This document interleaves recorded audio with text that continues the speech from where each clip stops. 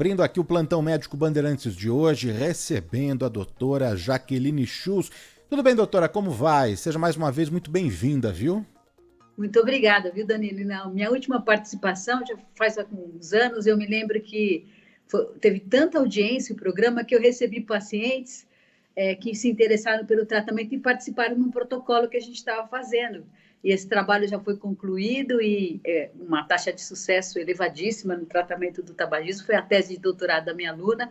Esse trabalho já foi publicado até faz agora uns 2 meses.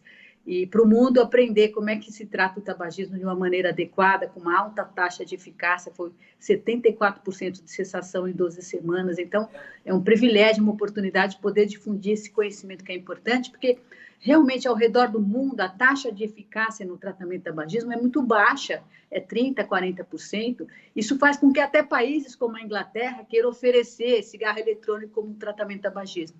Então, a gente está aqui para dizer que tem maneiras eficazes e até simples de tratar o tabagismo, que é o que a gente vai poder discorrer ao longo do programa sobre isso. Né? Não, você sabe, doutora, que eu gosto muito aqui desse espaço, né? Tem algumas mensagens, né? Ah, mas você só fala de doença. Não, muito pelo contrário, né? A gente fala de saúde, a gente quer ajudar quem está do outro lado e a nós mesmos, né? Quantas informações que a gente não recebe aqui toda semana de diversos especialistas, de diversos médicos, que faz a gente repensar mesmo a nossa própria vida, né? As nossas, os nossos hábitos, né? O nosso dia a dia. Sim. Então, esse espaço eu acho muito importante, essa troca, não é? Sempre com pessoas que, como você, que entendem do assunto e trazem a informação verdadeira, não é história de internet, não é uma receita milagrosa que a gente vê por aí, não é? E é tão importante, né, a gente falar sobre parar de fumar. Dia desses, é que não deu tempo de falar com ele sobre isso, mas dia desses, eu conversei fora do ar com ele sobre isso. Dia desses eu recebi o Stepan Essessian.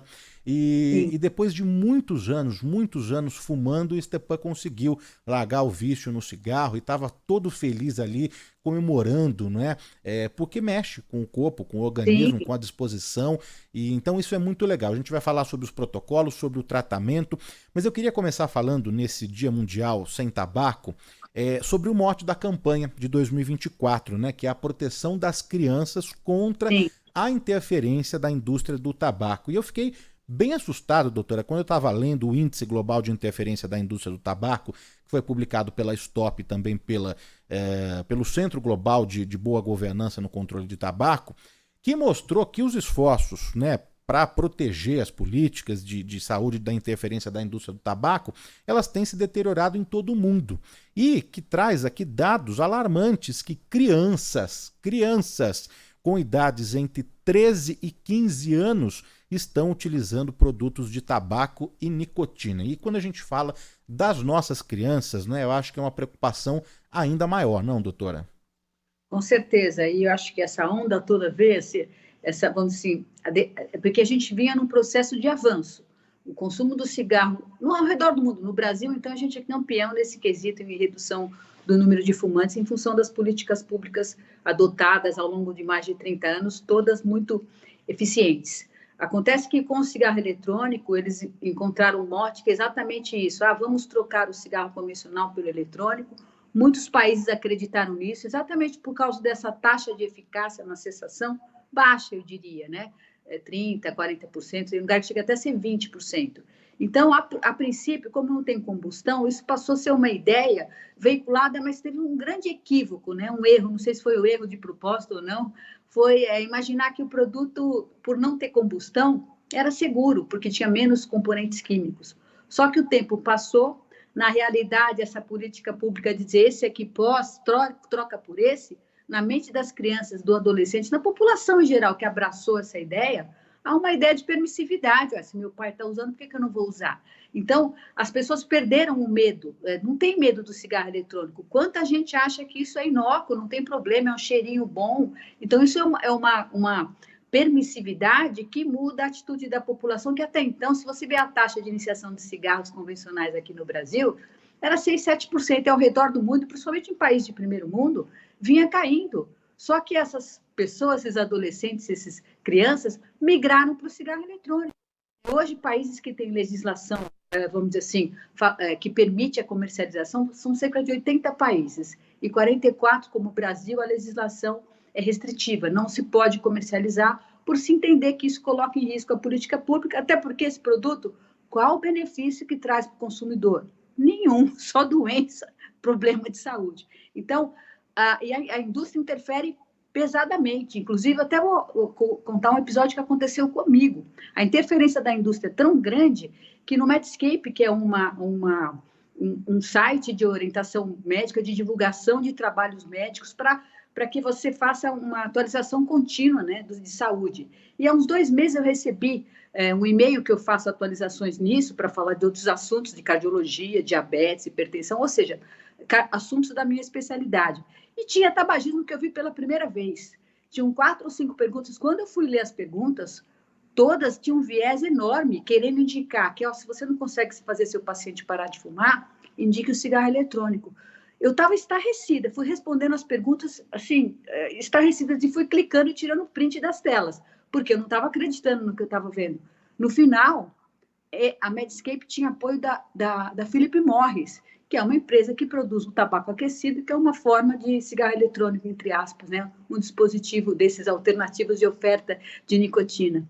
Então, isso eu comuniquei, imediatamente mandei um e-mail para a revista, dizendo que eu escreveria amoral e imoral, até porque eu tenho taxa de cessação de 74%, 75%. Eu até indiquei que ia sair o trabalho em breve, que é esse que eu mencionei, que eles, por favor, procurassem esse trabalho para divulgar ao mundo que cigarro eletrônico não é tratamento de tabagismo. Não é tratamento de tabagismo. As pessoas trocam e ficam dependentes, elas não param de usar. Enfim, eu também comuniquei à World Heart Federation, que eu faço parte desse comitê mundial. Isso tornou-se uma campanha mundial e a Medscape se retratou e que foi um escândalo. Foi para a primeira vez uma entidade médica de saúde estava recebendo apoio da indústria do tabaco. Então, isso mostra a dimensão e a interferência da indústria, como também assediando políticos para mudar políticas públicas. Então, assim, é imoral, amoral, vexatório, né? Não, É mais ou menos por aí. Não, e é assustador mesmo, né? Eu vou em muitos shows, festivais, eventos, né? De todos os gêneros, então às vezes tem alguns shows que tem mais um público adolescente, não é? E o que eu vejo de crianças, adolescentes, meninas, meninos usando aquele pendrive, aquele vape, né? O cigarro eletrônico, mas assim fazendo aquela pose, né? Que parece que está arrasando, e a gente pode até depois detalhar mais a respeito do cigarro eletrônico, mas faz tão mal quanto o tabaco e a nicotina, o cigarro tradicional, não, doutora? Isso também é uma coisa interessante que em 2022, quando abriu a porta da pandemia, as pessoas começaram a sair, o que aconteceu? No escondidinho de casa estava acontecendo muita coisa, né? E uma das coisas que se alastrou foi o consumo de cigarro eletrônico. Então, na medida que as pessoas tinham liberdade já para ir procurar por assistência médica, eu comecei a receber muitas pessoas que usavam cigarro eletrônico.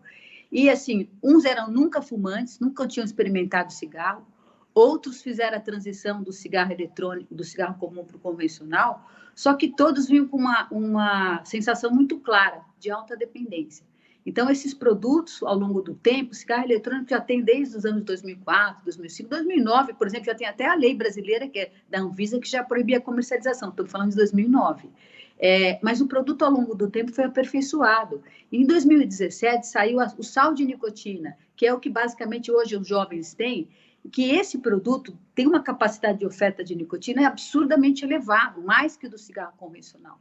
Então, as pessoas têm contato, mesmo nunca tendo fumado, começam a usar em ambientes festivos, como os jovens. Ele tem aromas que atraem jovens e crianças, porque é tudo gostosinho, o cheiro é bom, o cheiro é uma delícia, você fica intuitivamente, como fala, curioso de querer experimentar.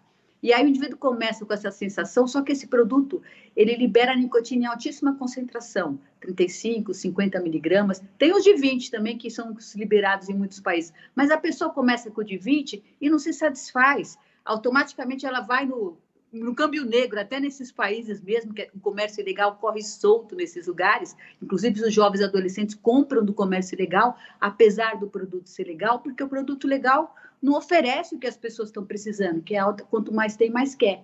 E aí, então, ele faz a migração, e essas pessoas, mesmo com 3 meses de uso, 6 meses de uso, eu comecei a dosar a nicotina na urina para que eu pudesse montar uma estratégia de tratamento, porque até então, ainda não existe até um protocolo oficial, assim, uma diretriz para tratar. A gente trata porque eu tenho expertise, experiência e sei tratar dependência à nicotina, não importa se é cigarro eletrônico, cigarrilha, charuto, cachimbo, narguilho, o que for, a gente sabe tratar a dependência à nicotina, que é o que tem em comum entre todos esses produtos.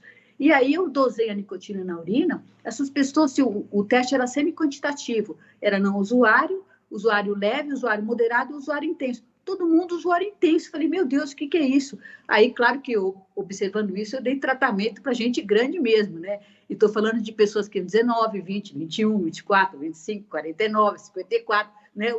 Os 57 anos foi a idade máxima e teve até adolescentes de 13, 14 anos, mas aí na minha especialidade eu encaminhei para os colegas da geriatria que fazem isso lá no GREA, né? No Instituto Perdizes do HC, que trata dependências em geral. Enfim, essa é a experiência, e aí a gente hoje está fazendo uma pesquisa, até vou divulgar aqui, junto com a Vigilância Sanitária, porque eu tinha um viés de seleção, né? Quem me procurava eram pessoas com alta dependência. Aí fica a pergunta, será que essas pessoas que estão usando em bares, restaurantes, como você mencionou, tem esse alto grau de nicotina? Então, a gente está chamando as pessoas, só que agora a gente vê fazer o xixi, que é meio complicado, né? A pessoa está num ambiente assim, coletar urina, fica complicado. A gente faz um salivete.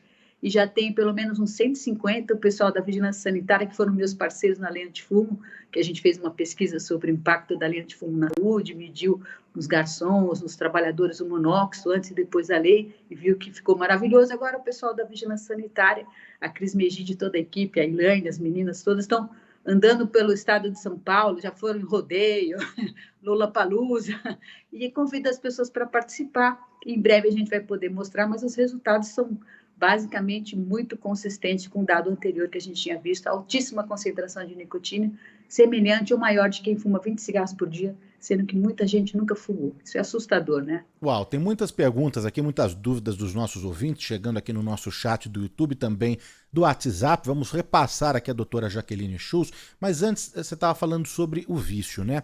Eu estava lendo que caracteriza vício quando a pessoa consome mais do que 20 cigarros por dia, já é considerado vício.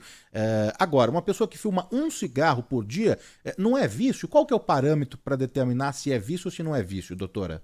O vício é a perda de controle, a incapacidade do indivíduo se privar da substância, mesmo quando ele queira. Por exemplo, vai fazer um voo, ele até fica sem fumar, só que a hora que o avião aterrissa, a primeira coisa que a pessoa faz é fumar. E não fuma um só, não.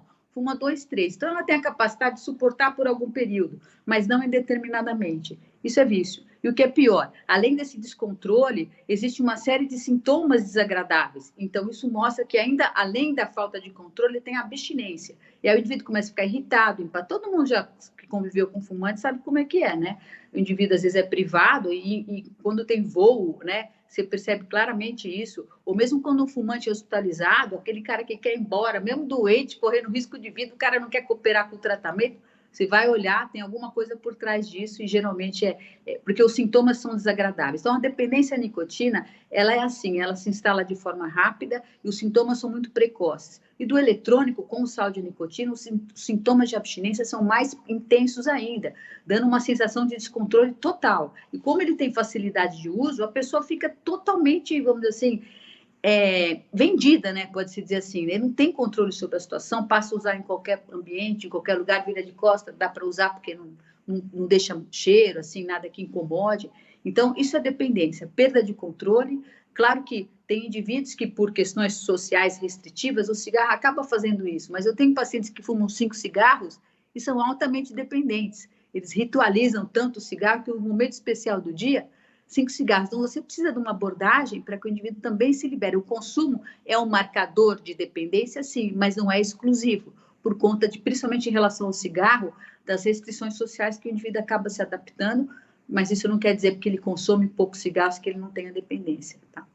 Agora, se o Brasil conseguir, o Brasil e outros países, né, nesse próprio índice que eu abri aqui a entrevista falando, né, desse relatório, que hoje o consumo, né, tenho aqui o dado aqui certinho, né, a Organização Mundial da Saúde estima que há 1,25 bilhão de adultos usuários de tabaco em todo o mundo, né?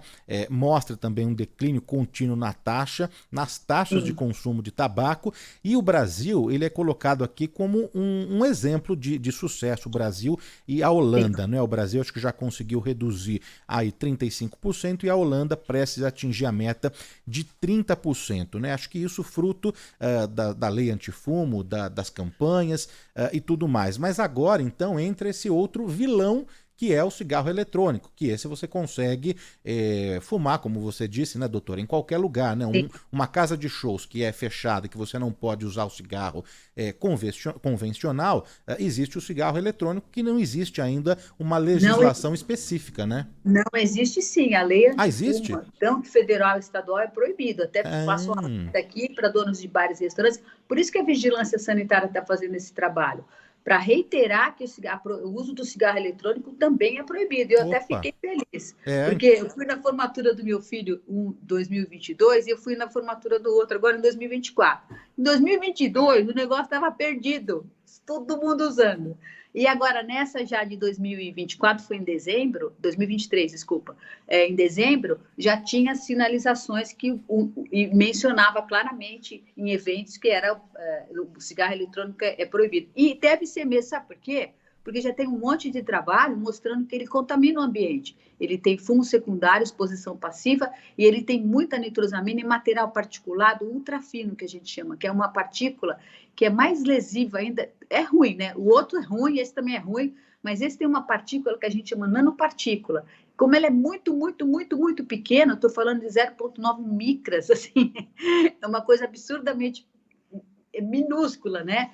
Que você, quando respira e você, quando fuma o eletrônico, você deixa isso contaminando, as partículas abaixo e se deposita nas superfícies. Qualquer coisa que levanta essa poeira, vamos dizer assim, né? Essa partícula você inala e ela vai às partes mais profundas do pulmão, causando inflamação, tanto do sistema respiratório, mas entra na corrente sanguínea, que aumenta bastante o risco de doenças cardiovasculares, como infarto e AVC. Então, por isso que a restrição existe e que a gente precisa de campanha para esclarecer mesmo, para que as pessoas não entendam que usar cigarro eletrônico em ambiente fechado é permitido. Não é mesmo, porque também expõe os indivíduos. E tem vários trabalhos, viu? Até fiz uma revisão agora recente, tem muito trabalho, feito até em loja que vende o eletrônico, captando o material, né? Esse aerosol, quando o produto está sendo vendido, tem muitas pessoas consumindo, e ao final da noite, quando a loja fecha, mas o aparelhinho continua captando. Ele analisa o ar antes e depois e vê que a substância, a hora que estão usando, é absurdamente elevado, nitrosamina, material particulado, e depois decai, mas ainda assim o ambiente já ficou contaminado. Então, em ambiente fechado, vocês querem consumir, pessoal? Sempre em ambiente aberto, sempre. Não, bom saber, eu realmente confesso que não sabia dessa existência. Os ouvintes aqui também me ajudando, né? Denise Corrochano, sim, existe a lei contra o cigarro eletrônico, né? A Estela Bidala de Florianópolis adorando aqui o tema, como é importante divulgar que existe apoio terapêutico, né? Para a sessão do tabagismo, né? Quem mais aqui? O Laureano Arantes Neto, Eduardo, Kátia Martins hoje conosco, Fábio Bezerra, Maria Gomes, Júlio César, Francisco Silva. A gente vai começar a registrar e repassar aqui as perguntas dos nossos ouvintes, os comentários, os relatos. Tem muitos relatos aqui de pessoas que com muito custo, com muito trabalho, com muito esforço, conseguiram largar o vício, né? Muito bom. É importantíssimo, mas você sabe, doutora, que eu estava, antes da gente entrar nos protocolos e no tratamento, eu estava lendo dos benefícios em parar de fumar, que isso tem a curto, médio e longo prazo, né? Então, em 20 minutos, a pressão sanguínea e a pulsação do coração, elas já voltam ao normal, né? Depois de 2 horas, a nicotina também já deixa de circular no sangue. E depois de 10 anos, então a gente está falando a longo prazo, o risco de ter um infarto se torna igual de uma pessoa que nunca fumou. É verdade tudo isso, esses benefícios, doutora? Exatamente. E interessante que o risco cardiovascular é o que mais rapidamente reduz. Em 2 anos você já tem uma redução. Em 10 anos é 100%, você fica igual a quem nunca fumou. Mas em 2 anos você tem 50% de redução. Por isso que eu sou cardiologista e tenho um ambulatório, me especializei ao longo desses 30 anos em fazer as pessoas pararem de fumar, porque não tem sentido você pôr um stent, uma molinha, antigamente nem tinha stent molinha, era cirurgia cardíaca mesmo, né? As pontas de sapena, mamária. O cara fazer uma cirurgia cardíaca, colocar um stent e continuar fumando, isso aí é tirar, como é que fala, água da canoa furada, né? Então, é por isso que eu me especializei nisso e faço isso com a gente. Nossa equipe tem uma equipe, inclusive, você mencionou da pressão arterial, tem um trabalho também, esse mesmo trabalho que eu mencionei, que os ouvintes participaram, aí o pessoal foi fazer o protocolo, 113 pacientes, foram 361 pacientes que nós tratamos, 113 eram hipertensos. Dos 113, aqueles que pararam de fumar, houve redução e tinham pressão alta, houve redução de 10 milímetros da pressão sistólica e 5 milímetros da diastólica, é como se fosse um medicamento. Então, essas pessoas, só de pararem de fumar, conseguiram reduzir a pressão arterial para os níveis da meta, né? Porque você pode tomar remédio para pressão e a tua pressão não está controlada, que era o que acontecia com essas pessoas. Você tem que estar dentro de uma meta de controle. Supostamente, se você não controla, você tem que dar outro remédio, aí a lista de remédios só vai crescendo. Você parando de fumar, a lista de remédio diminui, gente. Então, assim, isso é uma coisa maravilhosa, porque remédio para pressão é o resto da vida. Para parar de fumar, não, é só 3 meses a medicação. Mas se você tem pressão alta e fuma, há uma melhora expressiva na pressão arterial e você não vai precisar acrescentar remédio, que é melhor. Você fica dentro da meta de controle e, consequentemente, diminui o risco. Então, parar de fumar. E eu recebo pacientes, Danilo, mais velhos. Claro que com a lei antifumo, antigamente o pessoal frequentava a faixa etária 50, 60, 70. Com a lei antifumo baixou para 30. E agora com o cigarro eletrônico é 20, 19, 18. É uma coisa assim interessantíssima essa mudança ao longo do tempo. E aí eu não quero receber esses jovens. Eu quero que eles não usem, parem de usar, porque realmente isso é uma coisa desnecessária. Para o Brasil, o Brasil não precisa disso, gente, pelo amor de Deus. Mas você acha que com o avanço, né, desses cigarros eletrônicos todos e dessa nova geração também, que não, acho que não acompanhou, né, todas as doenças, aquela geração que fumou muito mesmo, pode haver um retrocesso nessas estatísticas, nesses dados todos que eu trouxe aqui, que o Brasil conseguiu reduzir 35%? Você acredita nisso? Num retrocesso ou não, doutora? Haverá se houver flexibilização da política pública. A Anvisa foi, inclusive, até peço, o Senado vai ter a senadora Soraya Tronic, que está pontuando essa discussão, levando em consideração aspectos econômicos, dizendo que legalizar vai diminuir o contrabando, você vai captar recursos, só vai aumentar a epidemia. Tem inúmeros trabalhos na literatura que mostram claramente, compara a política pública restritiva como do Brasil e da Tailândia, por exemplo, como exemplo, ou agora do México, que também é proibido, e vai comparar com países que têm legislação que liberam o produto regulamentando taxas de nicotina, por exemplo. Esse produto com 20 miligramas de nicotina pode consumir. Sabe o que acontece? O número de usuários entre jovens e adolescentes é de 3 a 5 vezes maior. Por quê? Porque quando você, como eu falei, você sinaliza, está para vender, qual que é o entendimento de uma criança que vê aquilo? Isso pode, né? Então, não tem restrição. E aí, o que é pior? Eles continuam com o comércio ilegal, porque esses países hoje têm problema com o comércio ilegal. Imagina, Inglaterra, comércio ilegal, Austrália, comércio ilegal, né? Primeiro mundo, comércio ilegal. Então, assim, só aumenta a base de usuário. E no Brasil vai trazer consequências piores. Sabe por quê?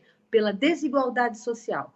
Sabe o que vai acontecer? Hoje, o pessoal que compra no mercado negro, entre aspas, compra o produto, paga 150, 200, até o iFood, até vai aí a mensagem iFood, não pode vender isso. Mas, enfim, o pessoal compra e paga 150, 200 reais. Hoje, o consumidor médio é da classe média alta de grandes centros urbanos. Você vai para o interior, não tem. Eu até depois vou contar o caso de uma paciente minha, de 18 anos, cigarro eletrônico, foi para o interior, ficou em abstinência, a família desesperada, porque lá não tinha pai e mãe dela atrás de cigarro eletrônico, a menina estava enlouquecida. Isso é o fim do mundo, gente. Enfim, só para dizer que se você liberar, você vai alastrar o produto, porque essas empresas, elas chegam em cidades que muitas vezes a medicação não chega, não tem médico, mas eles conseguem estar em todos os lugares. A logística para distribuir isso é uma coisa que a gente tem que copiar para o bem, né? Mas, enfim, isso é uma política de retrocesso. Então, o Brasil, a proibição, a dificuldade de acesso, a lei, esclarecer para as pessoas, isso aqui não vai te acrescentar nada na sua vida, pelo contrário, só doença, dispêndio financeiro. E aí a população de baixa renda, se você legaliza, vai para o comércio legal. Aquele que hoje o pessoal compra o importado que vende no mundo inteiro, grandes marcas. Mas se você legaliza, vai ter nego produzindo no fundo do quintal e vendendo uma coisa que, pelo amor de Deus. Então, a legislação, e fica fácil até. Tem alguém usando cigarro eletrônico, de onde comprou, de onde é. É tudo proibido. Fica fácil para você ter uma política pública de restrição, inibição do consumo e venda do produto. Então, é isso. A Denise Corrochano está aqui conosco, né? Já mandou mensagem. Evandro Lamoglia de Jandira, o Gilberto Almeida do Jardim Universal Zona Sul, a Cida Luz Zulmira, o professor Nelson Valente tem um relato aqui. Eu fui fumante desde 1960 e parou há 3 meses. A abstinência foi terrível, mas eu consegui parar de fumar. Que bom, parabéns, né? O professor Nelson Valente aqui dando o relato. A Miralva de São Paulo. Bom dia, doutora. Eu trabalho para um casal 2 vezes por semana. Eles fumam muito. Eu sempre detestei cigarro, nunca fumei. Virei fumante tanto quanto eles, já que eles fumam perto de mim. Aí ela está falando do fumante passivo. Eu queria que você falasse a respeito, por gentileza, doutora. Sim, com certeza. Então, a lei antifumo, essa que todo mundo conhece, foi feita por conta disso. Quando você está exposto a um ambiente com outra pessoa fumando, você está inalando. E isso provoca, você vai inalando partículas ultrafinas, uma reação inflamatória, e você pode ter exposição a doenças como o fumante convencional. Claro que numa proporção menor, mas era uma coisa que você, com certeza, não teria se não tivesse exposto isso. Então, tem trabalhos que mostram que você, depois de, por exemplo, 4 horas inalando a fumaça passiva, né, principalmente se o ambiente estiver fechado, não ventilado, aí você inalando aquilo, você tem alteração na parede das artérias por 12 horas. As suas artérias têm uma vasoconstrição. Então, se o indivíduo tem uma doença de base, uma hipertensão, diabetes, qualquer coisa assim, e é exposto a essa situação, ele pode desenvolver um risco cardiovascular como um evento cardiovascular agudo, como infarto, AVC. E é interessante que, como eu mencionei, a gente fez o trabalho da lei antifumo, foi minha outra aluna, a doutora Tânia, o Gawaabe, ela publicou um trabalho mostrando que na cidade de São Paulo, antes e depois da lei, houve uma redução de mais de 400 pacientes que deixaram de ter infarto agudo num período de 8 meses. Quando a gente está falando de infarto, é na cidade de São Paulo. E o benefício do AVC foram 100 pessoas que tiveram menos AVC ao longo de 8 meses depois da implementação da lei. Então, fumante passivo existe. Então, quem for fumante, se tiver, não fume em ambiente fechado jamais. Procure fumar no ambiente externo. E é até interessante, quando você faz essa restrição social, você diminui o consumo. Então, para o indivíduo que é fumante, mesmo que ele não esteja intencionado naquele momento a parar de fumar, aí, ao ele procurar uma área externa para fumar, ele vai fumar menos. Porque se ele fuma sentado, vendo televisão, né, bem confortável, ele fuma muito mais do que ele necessitaria, até como dependência à nicotina. Tem um forte apelo comportamental, e isso até é uma das técnicas que eu inventei, que depois que a gente for falar de tratamento, eu vou explicitar isso. Mas se você é fumante ativo, até por proteção do ambiente, contamina até, por exemplo, vai receber visita, criança que vai na sua casa, a gente chama fumo de terceira mão. Essas substâncias particuladas, esse material, que são muitas vezes cancerígenos, como nitrosaminas, ficam nos móveis, nos utensílios, até por 3 meses. Então, mesmo limpando, aspirando, você fumou de novo, vai contaminar o ambiente de novo. Fume em ambiente aberto sempre, gente. Fura na varanda, desce para fumar, até porque vocês vão fumar menos fazendo isso. Né? Então alerta até também, né, para quem fuma no carro e transporta ali crianças, passageiros, idosos, enfim, você acaba contaminando aquele ambiente que já é fechado como carro, né, doutora?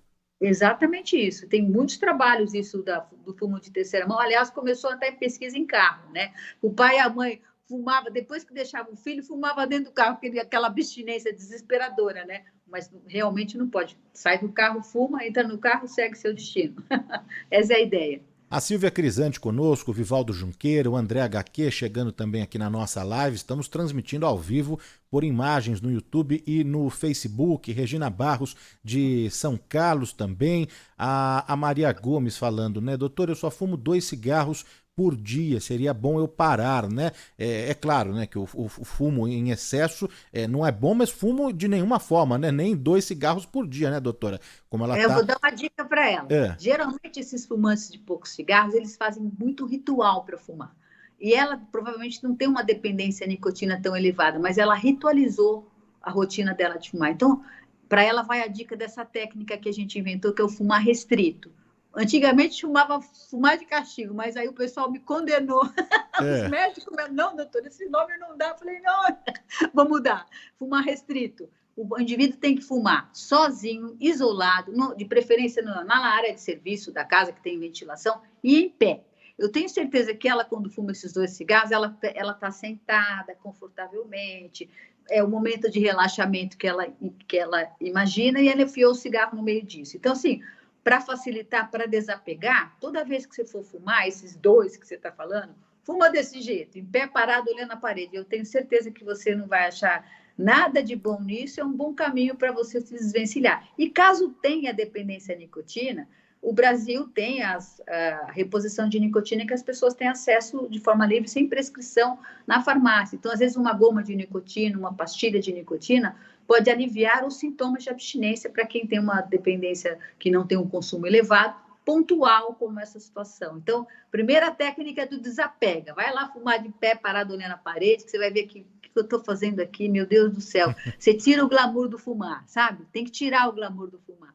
E depois, se ainda tiver incômodo, pode complementar com uma nicotina via oral bem lenta, bebe um gole de água, masca de maneira bem lenta, não pode mascar rápido, engolir, porque aí não faz efeito. A nicotina, para fazer efeito, tem que ser absorvida pela boca, bem devagarzinho.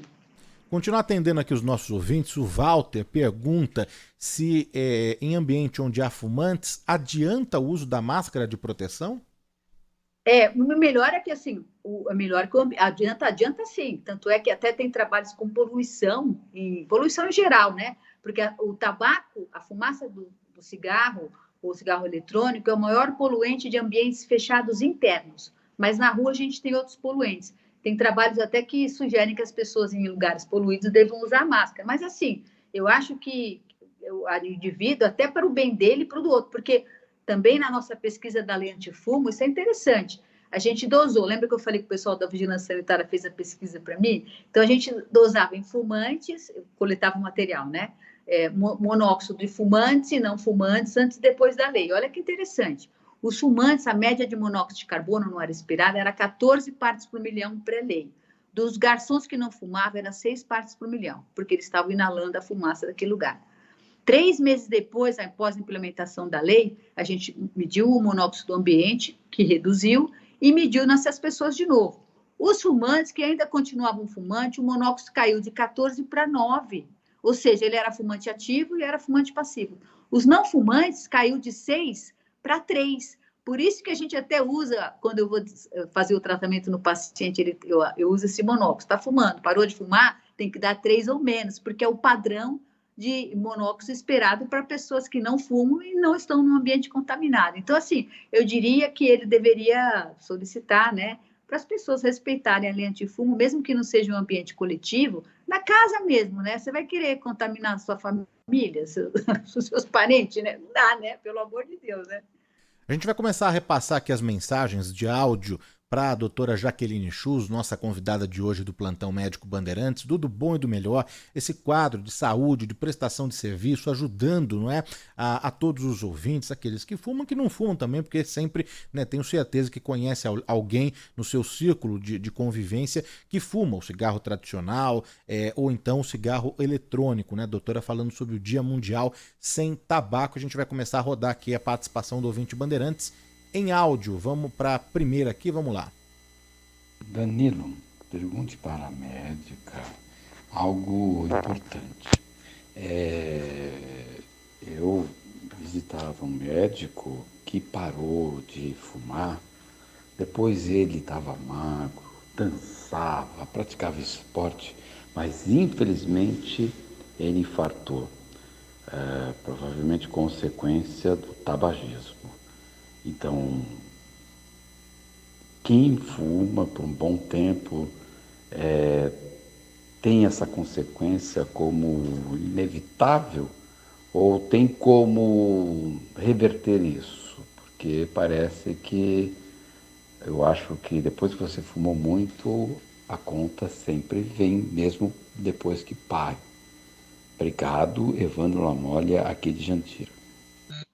Muito bem. Então, Evandro, é aquilo que eu falei, o benefício sempre existe, mesmo que o indivíduo seja doente. Então, às vezes, até quando o paciente resolve parar de fumar, que ele já vem sentindo um sintoma, e às vezes ele nem procurou o médico para isso. Enfim, ele já foi acometido pela doença, e a doença só se manifesta porque já está instalada. Agora, quando você para de fumar, o tratamento, lembra que eu falei que mesmo que esse paciente aí, vamos supor que ele teve um infarto, colocou um estente, se ele continua fumando, a sobrevida dele, o tempo de vida de restante e a taxa de recorrência da doença é 2, 3 vezes maior. Se ele para, pelo menos ele se tratou, ele continua, vai ficar livre da doença por um bom tempo. Minha mãe infartou com 38 anos, eu lembro que eu tinha 10, 12 anos. Ela parou de fumar, viveu até os 84 anos. Então, assim, uma sobrevida, ela infartou com 38 anos. Então, isso só mostra que parar de fumar a qualquer momento, com doença cardiovascular, e até outras doenças, pessoal. Até, por exemplo, você tem um câncer de bexiga, câncer de pulmão, que é muito comum em fumantes. Quando você para de fumar,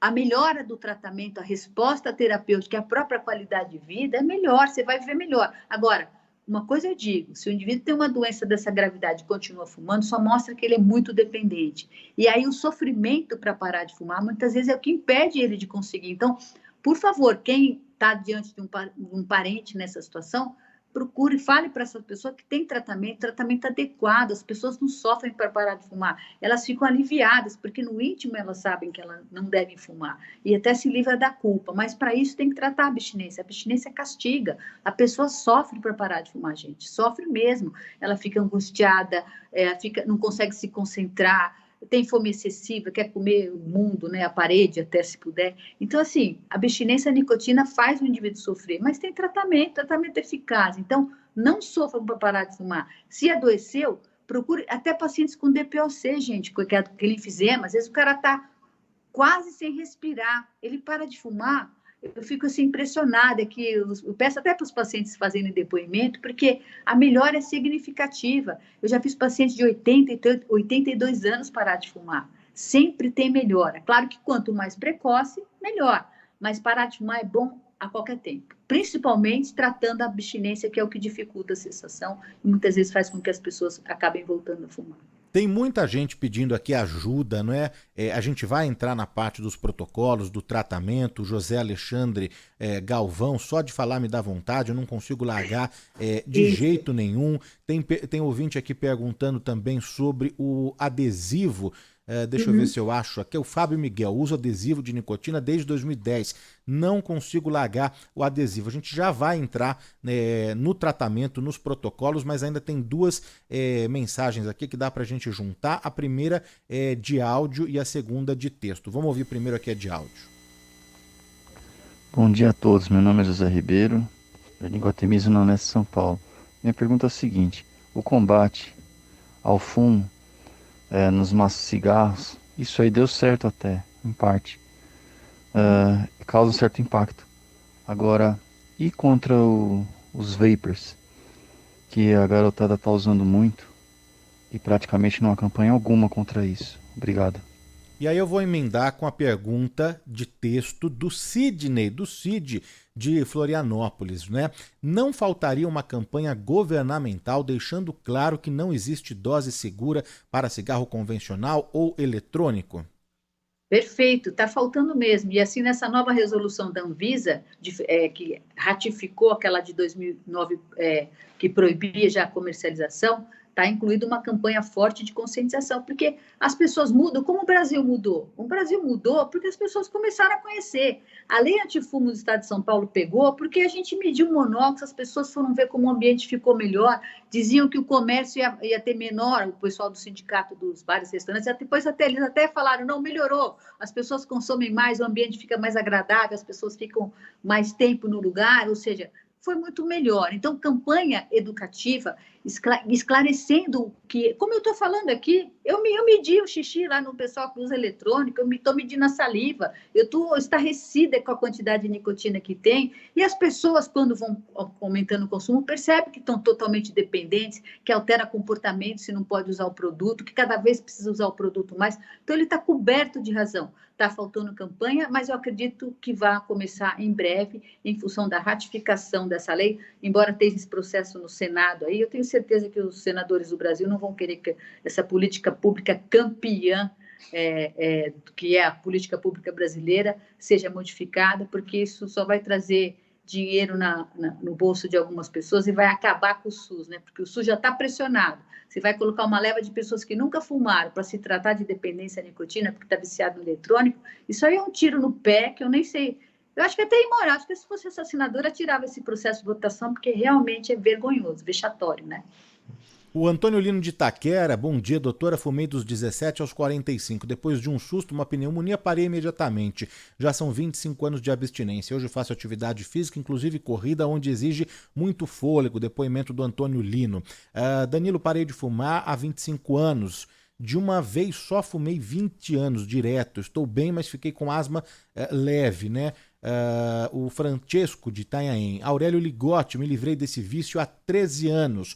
O Sávio, de Lambari, Minas Gerais. Bom dia, Danilo. Fumei dos 12 aos 46, parei em 6 de dezembro de 2001.